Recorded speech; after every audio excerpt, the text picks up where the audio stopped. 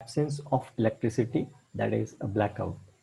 The quality of the electrical energy supply can be evaluated based on the number of parameters. However, the most important will be always the presence of electrical energy and the number and the duration of the interrupts. So these are very basic things on which we can comment onto the quality of the electrical energy system. Those parameters are the presence of electrical energy and number and duration of the interrupts. Means how many and for how much duration there is an absence of electrical energy from the utility company or utility grid.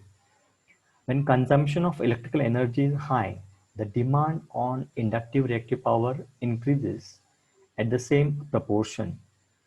In this movement, the transmission line introduces an extra inductive reactive power. The local source of capacitive reactive power becomes insufficient. It is necessary to deliver more of reactive power from the generators of the power plant. It might happen that they are already fully loaded and the reactive power will have to be delivered from more distant places.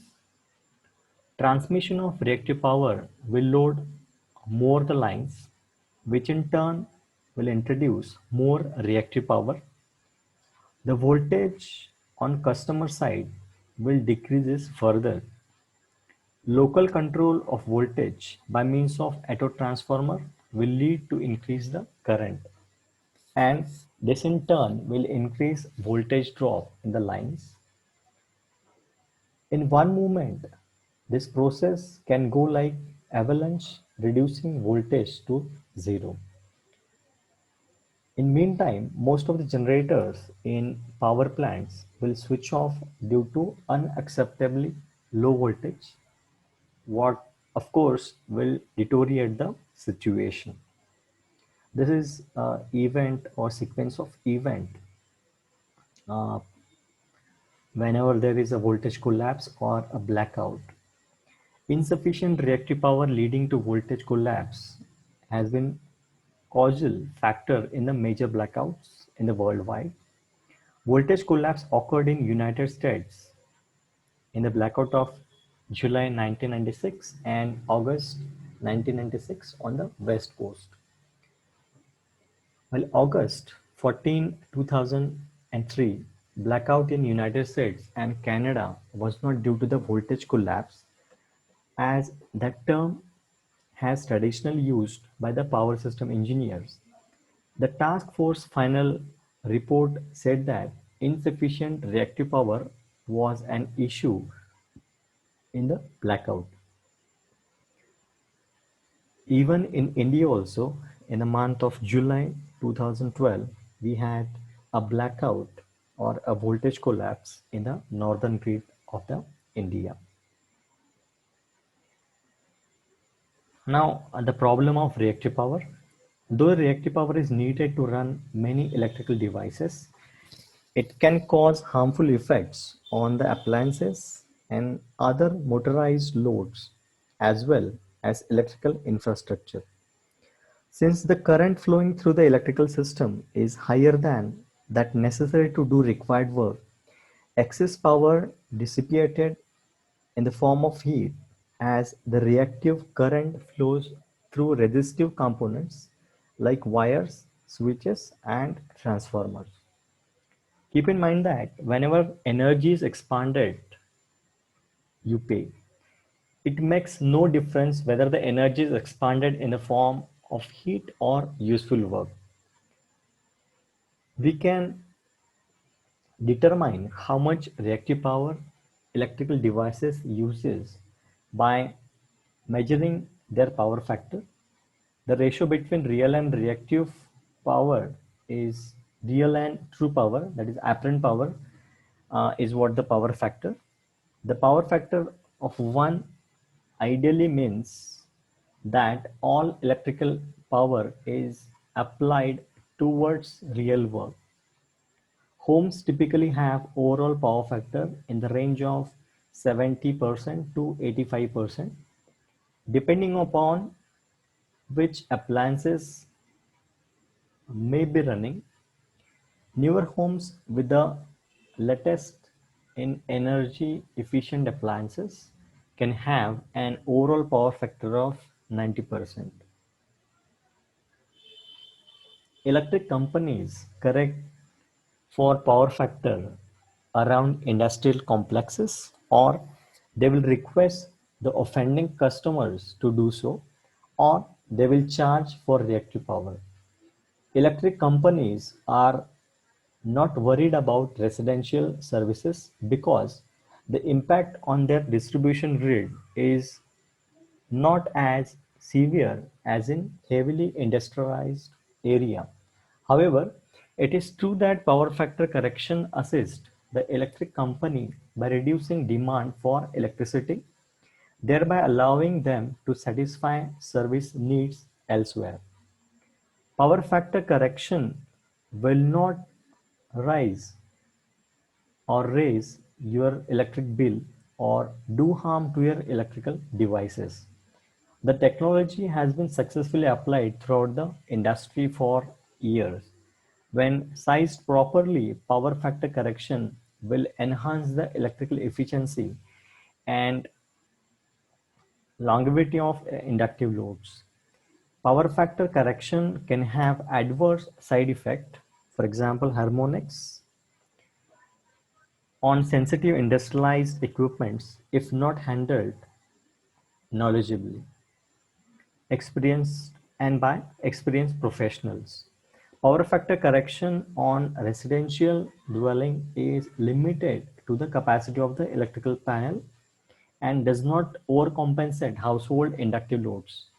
By increasing the efficiency of electrical systems, energy demand and its environmental impact is lessened.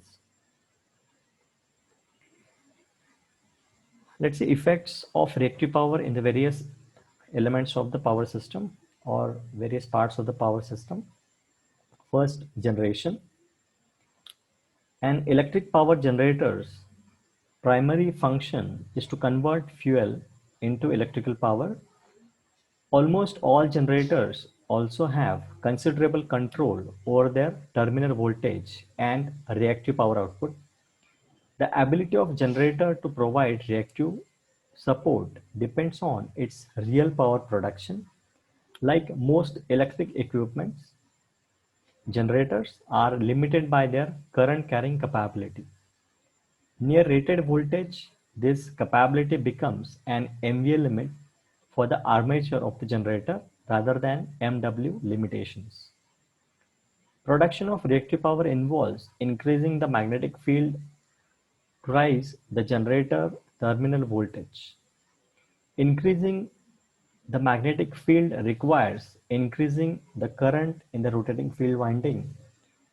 Absorption of reactive power is limited by the magnetic flux pattern in the stator, which results in excessive heating of stator and iron, the core end heating limit. The synchronizing torque is also reduced when absorbing large amount of reactive power, which can also limit generator's capability to reduce the chance of losing synchronization with the grid system. The generator prime mover, for example, the steam turbine, is usually designed with less capacity than the electric generator, resulting in the prime mover limit. The designers recognize that the generator will be producing reactive power and supporting system voltage most of the time. Providing a prime mover capable of delivering all the mechanical power the generator can convert to electricity when it is neither producing nor absorbing reactive power would result in underutilization of the prime mover. To reduce or absorb additional wires beyond these limits would require a reduction in the real power output of the unit. Control over the reactive output and the terminal voltage of the generator is provided by adjusting the DC current in the generator's rotating field. Control can be automatic, continuous, and fast. The inherent characteristics of generator help to maintain the system voltage. At any given field setting, the generator has a specific terminal voltage it is attempting to hold. If the system voltage declines, the generator will inject reactive power into the power system, tending to rise system voltage. If the system voltage rises, the reactive output of the generator will drop and ultimately reactive power will flow into the generator, tending to lower system voltage. The voltage regulator will ex- accentuate this behavior by driving the field current in the appropriate direction to obtain the desired system voltage. So over here, uh, as there is a voltage regulator to the alternator, whenever there is a drop in system voltage, generator will increase, generator will introduce more reactive power to the system, and this will help to maintain the uh, voltage profile at constant magnitude in the system. Then synchronous condensers. Every synchronous machine, that is motor or generator, with a controllable field has the reactive power capabilities as discussed in the first point, that is the generation. The synchronous motor are occasionally used to provide dynamic voltage support to the system as they provide mechanical power to the load. Some combustion turbine and hydro units are designed to allow the generator to operate without its mechanical power source, simply to provide the reactive power capability to the power system when real power generation is unavailable or not needed. Synchronous machines that are designed exclusively to provide a reactive support are called synchronous condenser. So it is a sort of dynamic method by which we can control the reactive power, and with the control of reactive power we can also maintain the power system power factor at its expected values. Synchronous condensers have all of the response speed and controllability advantages of generators without the need to construct the rest of the power plant. Because they are rotating machines with moving parts and auxiliary system, they may require significantly more maintenance than static alternatives. They also consumes real power equal to about 3% of machines' reactive power rating. Third is capacitors and inductors. Capacitors and inductors are passive devices which will consume the power that generate or absorb reactive power. They accomplish this without significant real power losses or operating expenses. The output of capacitors and inductors is proportional to the square of the voltage. The inductor absorbs more when voltages are highest and the devices is needed most. The relationship is unfortunate for the more common case where capacitors are employed to support voltages. In the extreme case, voltage fall and capacitors contribute less, resulting in a further degradation in the voltage and even less support from the capacitors. Ultimately, it leads to the voltage collapse and volt outage will occur. Inductors are discrete device designed to absorb a specific amount of reactive power at a specific voltage. They are they can be switched on or off but offer no variable control. Capacitor banks are composed of individual capacitor cans, typically 200 kVAr or less, The cans are connected in series and parallel to obtain the desired capacitor bank voltage and capacity rating. Like inductors, capacitor banks are discrete device, but they are often configured with the several steps to provide a limited amount of variable control, which makes it disadvantage compared to the synchronous motor. Then static var compensators, SVCs. An SVC combines conventional capacitor and inductor with fast switching capability. Switching takes place in sub-cycle time frame, providing a continuous range of control. The range can be designed to span from the absorbing to generating reactive power.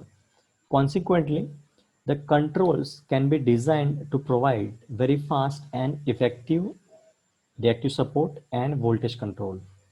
Because SVCs uses capacitors, they suffer from some degradation in the reactive capabilities as a voltage drop.